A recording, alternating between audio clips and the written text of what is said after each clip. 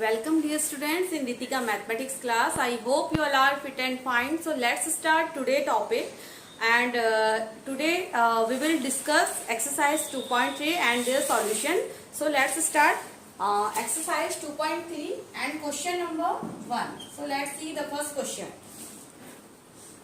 So question is, which of the following relations are functions? Give reason. If it is a function, determine its domain and range. First question है, आपके पास कुछ relations हमें दिए गए हैं. That first is relation को हम सबसे पहले यहाँ पर लिख लेते हैं. This is the relation 5,1, 8,1, 11,1, then 14,1 and 17,1. So it is a relation given by the NCERT. So now इसको सबसे पहले हम मैपिंग यानी कि विजुअल फॉर्म में देखते हैं कि विजुअल फॉर्म क्या होता है. और वह एक बात और है चिल्ड्रन कि मैंने आपको बताया कि फर्स्ट आपका जो फर्स्ट एलिमेंट होता है, जब कोई भी सेट आपके पास होता है, ये रिलेशन का एक ऑर्डर्ड पेयर है, तो फर्स्ट एलिमेंट हमेशा फर्स्ट सेट से बिलोंग करेगा and second element second set से बिलोंग करेगा. फर्स्ट एलिमेंट फर्स्ट सेट से, सेकंड एलिमेंट सेकंड सेट से. तो ये चीज को हम ध्यान रखते हुए एक मैपिंग करते हैं यहाँ पर. तो विजुअल रिप्रेजेंटेशन कुछ ऐसा होगा यानी कि set A and set B. अब सेट ए के एलिमेंट्स क्या होंगे? First element from the ordered pair, वो आपके सेट ए के एलिमेंट्स होते हैं. तो let 2, then 5, 8, 11, 14 and 17 first set के एलिमेंट. एंड सेकंड सेट के एलिमेंट आपके देखिए 1, 1, 1, 1, 1 यानी कि सेकंड सेट में आपका ओनली सिंगल एलिमेंट वो भी 1 है. नाउ अब हम इसको आपस में मैपिंग अगर करवाते हैं तो क्या हो जाएगा? 2 का रिलेशन है 1 के साथ यानी कि कुछ इस तरीके का. 5 का रिलेशन 1 के साथ, 8 का रिलेशन 1 के साथ, 11 का 1 के साथ, 14 का 1 के साथ, 17 का 1 के साथ. सो ये इस तरीके का एक रिलेशन है हमारे पास. तो हमें सबसे पहले ये देखना है कि क्या ये रिलेशन एक फंक्शन है या नहीं. तो फंक्शन की कंडीशन क्या होती है? किसी भी रिलेशन को फंक्शन बनने के लिए यानी कि सेट ए के एवरी एलिमेंट का एक इमेज होना चाहिए, ओनली सिंगल इमेज होना चाहिए सेट बी के एलिमेंट के साथ. तो ऐसा इस रिलेशन में पॉसिबल हो रहा है. देखिए 2 की 1 के साथ, 5 की यानी कि सभी एलिमेंट की एक इमेजेस बनी है बी के एक सिंगल और ओनली 1 एक इमेज यानी कि सभी एलिमेंट की यहाँ बी सेट के साथ है. तो यहां तक तो समझ आया. तो yes given relation is a function. Yes given relation is a function. तो ये बात तो यहाँ पर क्लियर हो गई. नाउ अब हमें यहाँ पर बताना है डोमेन क्या है इस फंक्शन का. हमें डोमेन फाइंड करना है. तो domain of this function is यानी कि ए सेट के सभी एलिमेंट्स जो मैपिंग को शो करते हैं, जहां से एरो निकलते हैं, वो सभी एलिमेंट्स क्या होते हैं? यहाँ पर डोमेन होते हैं. तो डोमेन हो जाएगा 2, 5, 8, 11, 14 and 17. This is the domain. And range यानी कि आउटपुट यानी कि सेकंड सेट के एलिमेंट इनपुट हमारा डोमेन होता है और सेट ए के element input and output set B के element that is the output. तो यहाँ पर रेंज यानी कि ओनली सिंगल एलिमेंट है रेंज में आपका 1. So this is the answer number first. तो यहाँ पर हमारा आंसर होता है यस, ये रिलेशन हमारा फंक्शन है. नाउ सेकंड पार्ट आप लोग ट्राई कीजिए, देन वी विल डिस्कस. फिर हम इसको डिस्कस करते हैं. तब तक मैं बोर्ड पे क्वेश्चंस को यहाँ पर राइट डाउन करती हूँ. आप लोग अपना सेकंड पार्ट अपनी बुक की हेल्प से ट्राई कीजिए. Then 2,1, 4,2, 6,3, 8,4, 10,5, 12,6 and 14,7. अब हमें यहाँ पर देखना है क्या ये इस तरीके का एक रिलेशन है. तो क्या ये एक फंक्शन है? उसके लिए सबसे पहले सेट ए का एलिमेंट यानी कि ऑर्डर्ड पेयर का फर्स्ट एलिमेंट जो है वो सेट ए से होगा, सेट ए से सेकंड एलिमेंट बी से होगा, ए से होगा, देन बी से होगा, इसका भी यानी कि first element A, second B, first element A, second element from B. ऐसे आप यहाँ पर ये बात तो आपको क्लियर हो चुकी है।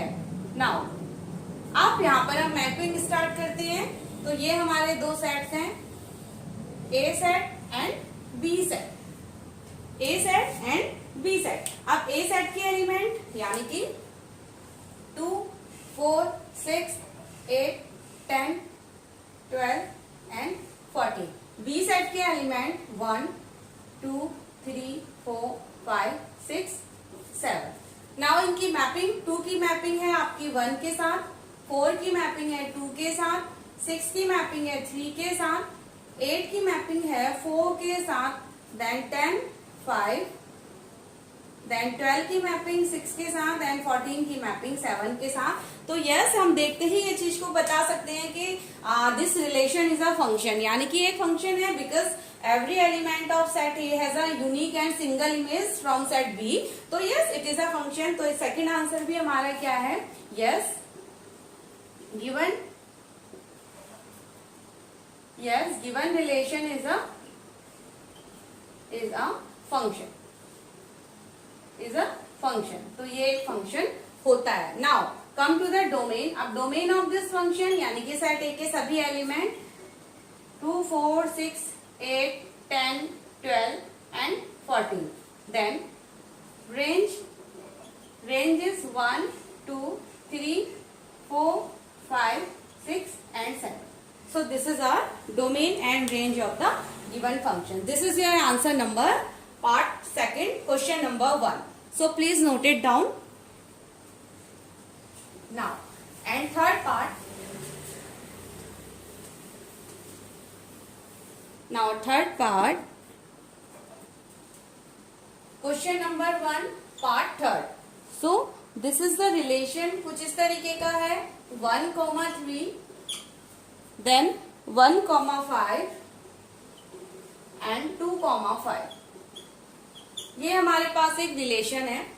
अब पहले सबसे पहले ए सेट से, फर्स्ट सेट से बिलोंग करेगा, सेकंड सेट से, फर्स्ट सेट से एंड सेकंड सेट से बिलोंग करेगा, देन ए, देन बी। मैपिंग देखते हैं यहाँ पर।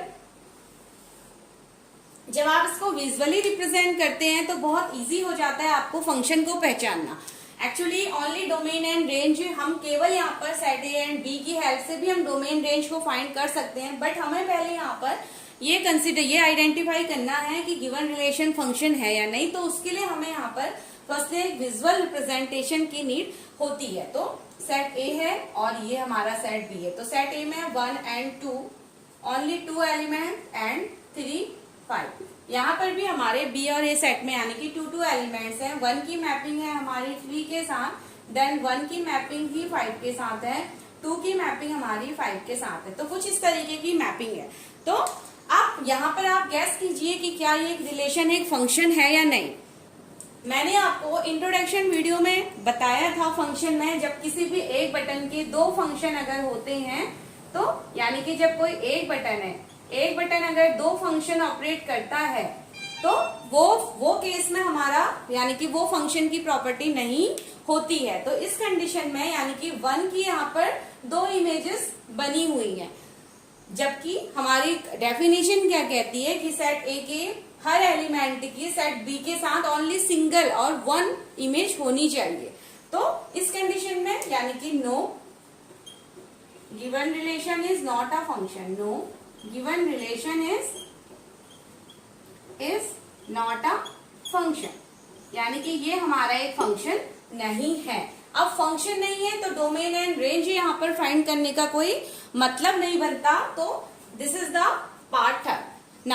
Now come to the second part. अब सेकंड पार्ट को थोड़ा सा समझते हैं। बहुत एक इंटरेस्टिंग क्वेश्चन है हमारा सेकंड क्वेश्चन। थोड़ा सा वीडियो लंबा हो सकता है, बट मैं आपको इस क्वेश्चन को कंप्लीटली आपका कॉन्सेप्चुअल में इस क्वेश्चन को पूरा यहाँ पर क्लियर करूंगी। तो let's start. Find the domain and range of the following real function. आपको क्या फाइंड करना है? Find the domain and range of following function.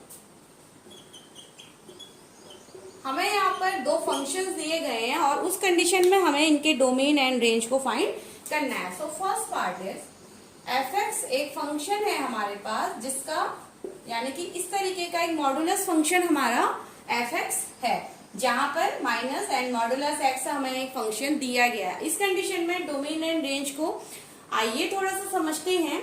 अब हमने मॉडुलस फंक्शन, जब मैंने आपको डिस्कस करवाया था कि मॉडुलस फंक्शन का बिहेवियर किस तरीके का होता है, तो वहां पर हमने डोमेन एंड रेंज को भी समझा था एंड ग्राफिकल रिप्रेजेंटेशन को भी समझा था। तो अब मॉडुलस फंक्शन के बारे में ये दो चीजें हैं। जब मॉडुलस फंक्शन यानी कि x की वैल्यू ग्रेटर इक्वल 0 होती है तो x हमेशा क्या होता है, यहाँ पर पॉजिटिव x की तरह बिहेव करेगा। देन अगर x की वैल्यू लेस देन 0 होती है तो x हमारा माइनस x की तरह बिहेव करता है। बट ये कब होता है, अगर हमारा मॉडुलस फंक्शन के आगे कोई भी निगेटिव साइन नहीं है। अब नाउ चिल्ड्रन, ये माइनस होने से क्या हो जाएगा, ये कंडीशन हमारी टोटली रिवर्स हो जाएगी। यानी कि माइनस की कंडीशन में जो हमने मॉडुलस फंक्शन का बिहेवियर पढ़ा था वही बिहेवियर हमारा रिवर्स हो जाता है। तो कैसे, अब देखते हैं। इसका कुछ इनपुट हम यहाँ पर पहले पुट करेंगे। देखिए, इनपुट में कुछ माइनस वैल्यूज भी हम पुट करेंगे, कुछ एक जीरो भी हम पुट करते हैं और कुछ पॉजिटिव वैल्यूज भी यहाँ पर हम पुट करते हैं। तो हमारे डोमेन एंड रेंज क्या क्या होते हैं, देखिए माइनस एक्स, सबसे पहले कुछ पॉजिटिव वैल्यूज यानी कि -1 अगर यहाँ पर पुट किया जाता है तो मॉडुलस का बिहेवियर क्या होता है, मॉडुलस हर रियल नंबर को